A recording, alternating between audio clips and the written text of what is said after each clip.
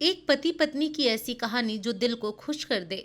मेरी शादी के कुछ समय बाद मेरी पत्नी नेहा अपने मायके आगरा चली गई। उस वक्त वह मायके में अपने परिवार के साथ कुछ दिन बिताने गई थी और उनके जाते ही मेरे लिए घर जैसे वीरान हो गया। एक एक पल काटना मुश्किल होने लगा। शादी के बाद से नेहा के बिना रहना पहली बार हो रहा था और हर कोने में उसकी कमी महसूस हो रही थी। मेरे माता पिता गांव में रहते थे और मेरी नौकरी के कारण मुझे शहर में रहना पड़ता था। नेहा के जाते ही मेरा मन कहीं भी नहीं लग रहा था। हर एक तरफ सन्नाटा छा गया था और मैं अकेलेपन में घिर गया था। काम से आकर जब भी घर आता, घर की दीवारें जैसे मुझसे बात करने लगती, पर नेहा के बिना वे बातें अधूरी लगती। आखिरकार एक हफ्ते का वक्त तो जैसे तैसे गुजर गया। फिर मैंने सोचा अब और नहीं सहा जा सकता। नेहा के बिना घर में रहना मुश्किल हो रहा था। मैंने अपने ऑफिस से अचानक छुट्टी ली और आगरा के लिए रवाना हो गया। उस जमाने में मोबाइल फ़ोन नहीं थे, सिर्फ चिट्ठियों का ही सहारा था। हम एक दूसरे से चिट्ठियों के जरिए ही बात किया करते थे। मेरी चिट्ठियों में अक्सर थोड़ा बहुत साहित्य का रंग होता था। कभी कुछ शेरो शायरी होती तो कभी कुछ हल्के फुल्के मजाक। नेहा को मेरी चिट्ठियां बेहद पसंद आती थीं और उसने आज भी उन चिट्ठियों को सहेज कर रखा था। जब मैं अचानक बिना किसी सूचना के ससुराल पहुंचा तो मेरी सास शोभा आंटी मुझे देखकर थोड़ी चौंकी। उनके चेहरे पर एक हल्की मुस्कान आई, लेकिन वह मुस्कान जैसे थोड़ी उल्हाना भरी थी। उन्होंने मेरा स्वागत किया और तुरंत ही कहा, अरे आप तो 15 दिन बाद आने वाले थे, इतनी जल्दी कैसे आ गए। मैं अंदर से हंस रहा था, लेकिन उन्हें यह कैसे बताता कि मेरा तो एक एक दिन काटना भारी पड़ रहा था। उनके इस सवाल का जवाब मेरे पास नहीं था तो मैं चुप रहा। शायद उन्होंने मेरी चुप्पी को ठीक से समझा नहीं और वह कहने लगी, मैं अभी नेहा को नहीं भेजने वाली, आप 7 दिन बाद आइए और तब लेकर जाइए। नेहा वहीं बैठी हुई थी और हमारी नजरें मिलते ही मैं समझ गया कि वह भी मेरे साथ वापस जाना चाहती थी।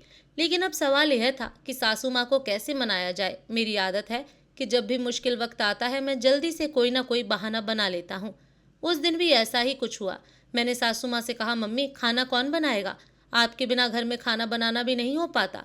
पिछले कुछ दिनों से मैं बस एक वक्त का खाना खा रहा हूँ, वो भी मुश्किल से। वैसे 7-8 दिन और भूखे रह लूँगा, कोई बात नहीं। मैंने अपने चेहरे पर पूरी मासूमियत ला दी और शायद मेरी मासूमियत काम कर गई। सासू माँ के चेहरे पर चिंता उभर आई।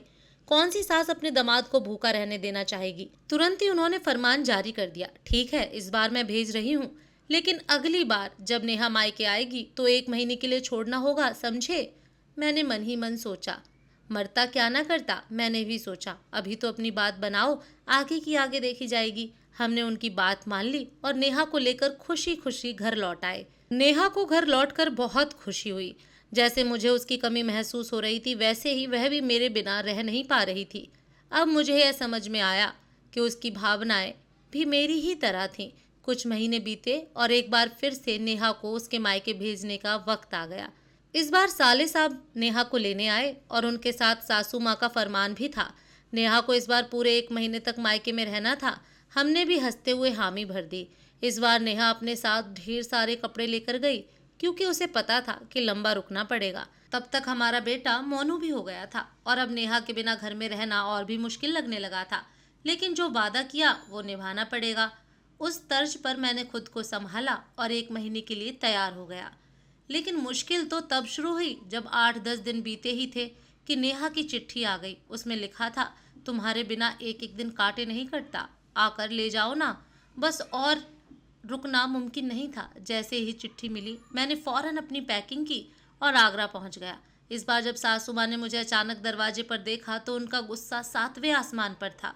उन्होंने मुझे देखते ही कहा, आपने तो 1 महीने का वादा किया था, इतनी जल्दी कैसे आ गए। मैं चुपचाप उनकी बातें सुनता रहा और नेहा कमरे के कोने में बैठी मुस्कुरा रही थी।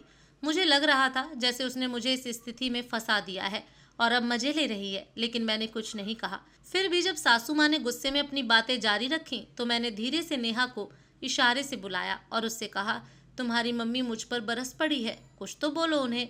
नेहा ने हंसते हुए कहा, ये आपकी समस्या है, मम्मी को आप ही संभालो, मैं नहीं जानती, लेकिन मुझे कल हर हाल में यहाँ से लेकर जाना है।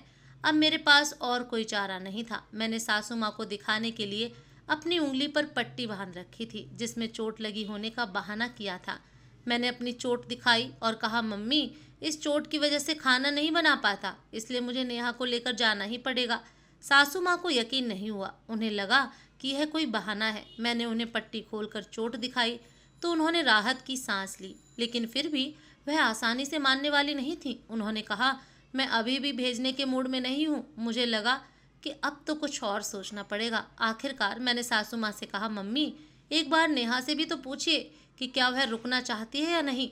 सासू माँ ने नेहा की ओर देखा और वह तुरंत कमरे से बाहर भाग गई। सासू माँ चौंक कर बोली, नेहा तूने तो जुल्म कर दिया। थोड़ी देर बाद सासू माँ और नेहा दोनों ड्राइंग रूम में वापस आईं।